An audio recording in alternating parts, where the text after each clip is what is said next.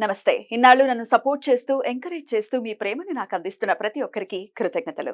అలాగే ఈ వీడియో కూడా ఖచ్చితంగా మీకు ఉపయోగపడుతుంది. లైక్, షేర్ అండ్ సబ్స్క్రైబ్ చేసి మీ సపోర్ట్‌ని నాకు అందించండి. అలాగే ఈ వీడియో పట్ల మీకున్న అభిప్రాయాన్ని కామెంట్ సెక్షన్‌లో కామెంట్ చేసి తెలియజేయండి. ఇప్పుడు వీడియోని చూద్దాం. నమస్తే. Welcome to our channel. నేను పద్మిని. ప్రస్తుతం మనతో పాటు ప్రముఖ astrologer, numerologist and life coach Sudha గారు ఉన్నారు. మాట్లాడదాం. సుధా గారు నమస్తే అండి. నమస్కారం పద్మిని. బాగున్నారా సుధా గారు? Fine fine. నువ్వు ఎలా ఉన్నావు? నేను బాగున్నాను. After long time. Correct correct. ఏయో పనులు తెలుసు కదా నీకే, ఆల్రెడీ చెప్పాను కదా.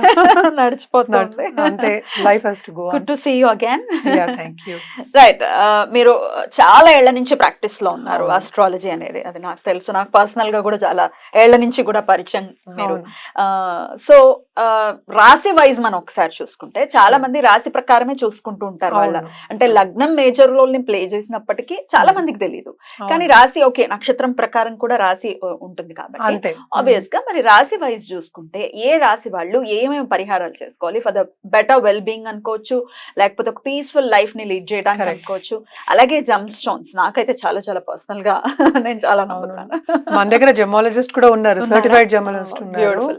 అయితే మరి ఆ జమ్స్ కి గురించి కూడా మీరు వివరంగా ఒకసారి చెప్పండి సుధా గారు. మరి రాశి వైజ్ మాట్లాడుకుందాం. తప్పక రాశి వైజ్ వెళ్దాం, ఎందుకంటే వాళ్ళకి కూడా అర్థం అవుతుంది, ప్రేక్షకులకు అర్థం అవ్వాలి కదా. తప్పకుండా. సో వాళ్ళ నక్షత్రాలు తెలుస్తాయి కదా. సో చాలా మందికి ఏంటంటే బర్త్ స్టోన్ అని బర్త్ స్టోన్ పెట్టుకుంటూ ఉంటారు. సో దాన్ని బట్టి కాకుండా మనం డిఫరెంట్ గా చూస్తాము. బట్ మాట్లాడుకోవడం ఎందుకంటే 12 రాశులే కనుక దాని గురించి మాట్లాడుకోవాలి. ఫైనలీ మీనరాశి దగ్గర ఉన్నాం మనము. అన్ని రాశుల గురించి చెప్పారు. ఏ రాశి వాళ్ళు ఎలాంటి స్వభావాలతో ఉంటారు, ఎట్లాంటి రెమెడీస్ చేసుకోవాలి, ఎట్లాంటి జమ్ స్టోన్స్ వేసుకోవాలి అనేది చాలా వివరంగా చెప్పారు. ఇక ఫైనలీ మీనరాశి చెప్పండి. మీనరాశి వాళ్ళు ఎలా ఉంటారు? మీనరాశి వాళ్ళు మనకి లాస్ట్ రాశి మనకి తెలుసు. అండ్ ఆల్సో ఏంటంటే వాటరీ సైన్ అది. అంటే చాలా ట్రావెలింగ్ అంటే చాలా ఇష్టం. అంటే ఒక ప్లేస్ నుంచి ఇంకో ప్లేస్కి వెళ్ళి వాళ్ళు ఆనందించాలి, చూడాలి అనేది చాలా ఇష్టం. చాలా సింపథెటిక్ పీపుల్ అని. And also because it's watery sign ఏంటంటే వాళ్ళ మైండ్ కూడా, థాట్స్ కూడా అలాగే ఉంటాయి అనమాట.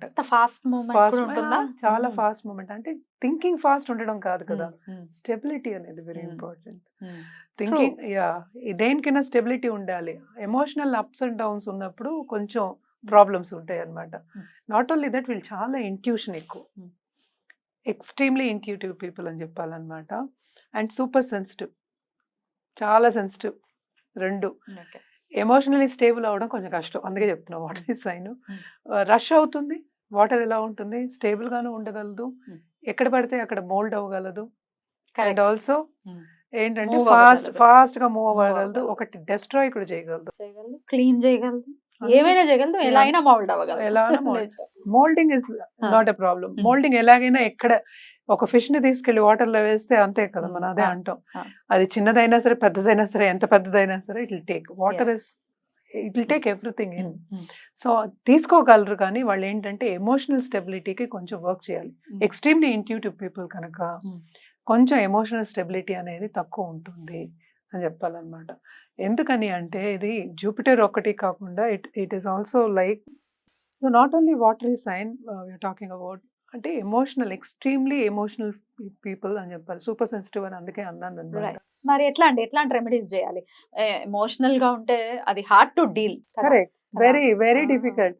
అందులో ఏంటంటే చాలా పట్టుదలగా మనుషులు. సూపర్ సెన్సిటివ్ అంటే అదే ప్రాబ్లం అక్కడ, రెండు ఇంటర్లింక్డ్ అక్కడ.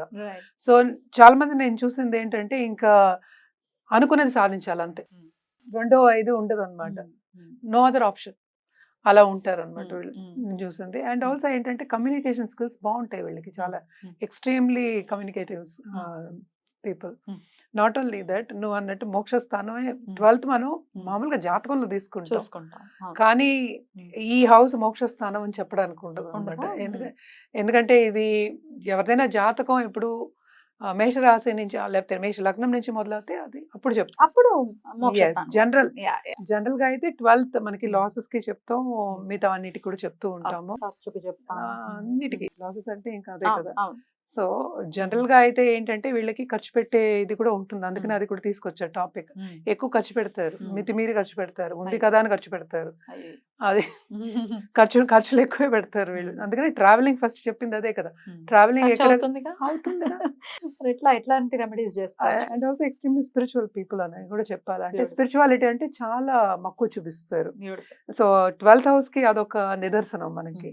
సో ఆ ధర్మ క్షేత్రాలు సందర్శించడం కానీ, మళ్ళీ ఏమి పుణ్యక్షేత్రాల్లో పుణ్య నది స్నానాలు చేయడం కానీ, ఇలాంటివన్నీ కూడా వాళ్ళకి నచ్చుతుంది అనమాట. మన వాళ్ళు అయితే జనరల్ గా చెప్పడం అయితే ఏంటంటే వాళ్ళు ట్రావెలింగ్ బాగా చేస్తారు, ట్రావెల్ ఇండస్ట్రీలో ఉంటారు అని చెప్తూ ఉంటాం.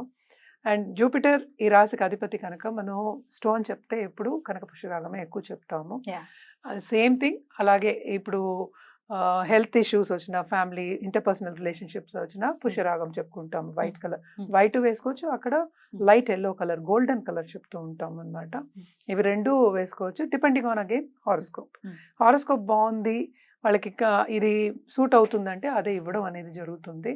అలాగే మనం ఏంటంటే జెమాలజిస్ట్ దగ్గర చూపించడం కానీ, మనం చెప్పేది మన దగ్గర ఉన్నారు జెమాలజిస్ట్, వాళ్ళ దగ్గర పంపించడం కానీ, సర్టిఫైడ్ జెమ్స్ ఇప్పించడం కానీ, అలాగే ఒక ఆభరణం చేయించి ఇవ్వడం కానీ చేయొచ్చు అనమాట.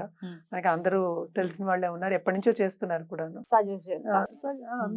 సజెషన్ వరకు మంది ఎక్కడ వెళ్ళాలి, ఎక్కడ తీసుకోవాలి అనేది కూడా చెప్పడం జరుగుతుంది.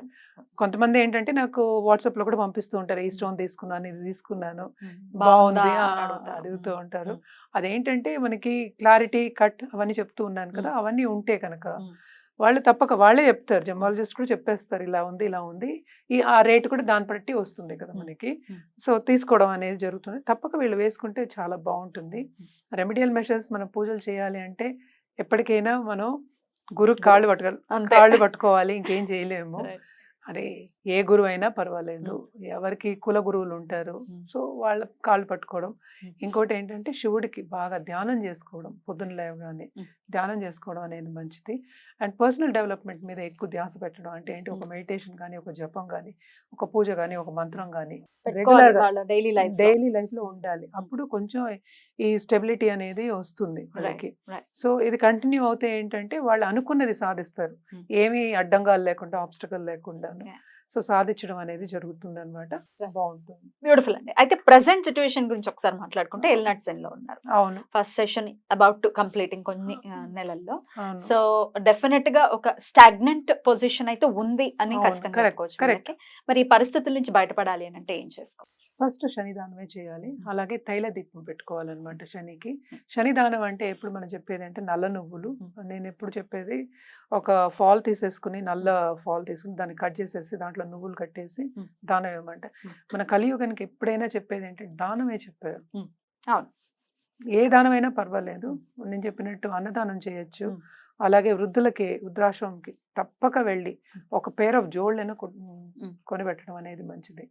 అంటే వన్ పేర్ అని నేను జనరల్ గా చెప్తున్నాను, అందుకని ఎక్కువ ఒప్పుకుంటే చక్కగా చేసుకోవచ్చు. అందుకని ఎక్కువ చేయకూడదని ఏం లేదు కదా, అదే నేను తక్కువ చెప్పానని ఎక్కువ చేయకూడదని ఏం లేదు కదా. సో ఒక్క పేరైనా లీస్ట్ అమౌంట్ ఇవ్వడం అనేది మంచిదన్నమాట. ఈ దానం కూడా ఏంటంటే 19 వారాలు, 19 శనివారాలు చేయడం మంచిది. అలాగే హనుమాన్ చాలీస, చాలా మంది అంటారు నాకు ఏల్నాట్స్ అని ఉంది, నేను హనుమాన్ చాలీస చెప్పారు చదువుకుంటా. వాళ్ళు ఏం చేస్తారు, ఒక హనుమాన్ చాలీస చదువుతారు, ఒకసారి చదువుతారు. అంటే 11 సార్లు చేయమని చెప్తా, మండలం చేయమని చెప్తా. హనుమాన్ చాలీస ఏంటంటే నాత్ గురువులు ఇచ్చారు, అంటే ఏంటంటే నిష్టగా కూర్చొని చేయక్కర్లా, మానసికంగా కూడా అనుకోవచ్చు. సో మానసికంగా చేయండి మీరు 11 సార్లు అని చెప్తూ ఉంటాను అనమాట. ఎందుకంటే ఇప్పుడు మనం డాక్టర్ దగ్గరికి వెళ్తే ఏం చేస్తారు, ఒక క్రోసిన్ ఇస్తారు జ్వరం వచ్చింది అంటే. ఆ జ్వరం ఎట్లాంటిదని మనకి తెలియదు, జ్వరం వచ్చింది మనకే తెలుసు, క్రోసిన్ వేసుకోవచ్చు, ఇంట్లో కూర్చుంటాం, క్రోసిన్ వేసుకుంటాం, అది తగ్గదు, ఇప్పుడు వెళ్తాం యాంటీబయాటిక్ కావాలి. ఆ యాంటీబయాటిక్ లో ఏం వేయాలని కూడా మనకి తెలియదు, ఆయనే చెప్పాలి. సో ఇప్పుడు ఈ సిచ్యువేషన్ వచ్చింది కనుక, నువ్వు అడిగిన సిచ్యువేషన్ వచ్చింది కనుక ఒక యాంటీబయాటిక్ డోస్ కావాలి. అంటే ఏంటి, నేను ఇప్పుడు చేస్తున్నా, చాలా మంది చెప్తారు నేను ఇంత చేస్తున్నాను, ఇంత పూజలు చేస్తున్నాను, ఎన్ని చేస్తున్నాను, నేను 11 సార్లు చేస్తున్నాను అని చెప్పేవాళ్ళు కూడా ఉంటారు. నేను అది ఇంక్రీజ్ చేయాలి అంటే, అంతే కదా, డోస్ సరిపోవట్లేదు, అంతే ఇంక్రీజ్ చేయాలి. అది నీకు ఆల్రెడీ అలవాటు అయిపోయింది, అది ఇంక్రీజ్ చెయ్యి. సో ఇంక్రీజ్ చేస్తే నీకు ఇంకా బెటర్ అవుతుంది. బ్యూటిఫుల్ అండి. ద్వాదశ రాశుల వాళ్ళు కూడా అసలు ఎలాంటి జాతకులు అయి ఉంటారు, ఎట్లాంటి జమ్ స్టోన్స్ వేసుకోవచ్చు అనేది సవివరంగా తెలియజేసినందుకు కృతజ్ఞతల్ని తెలియజేస్తున్నాను సుధా గారు. నమస్తే.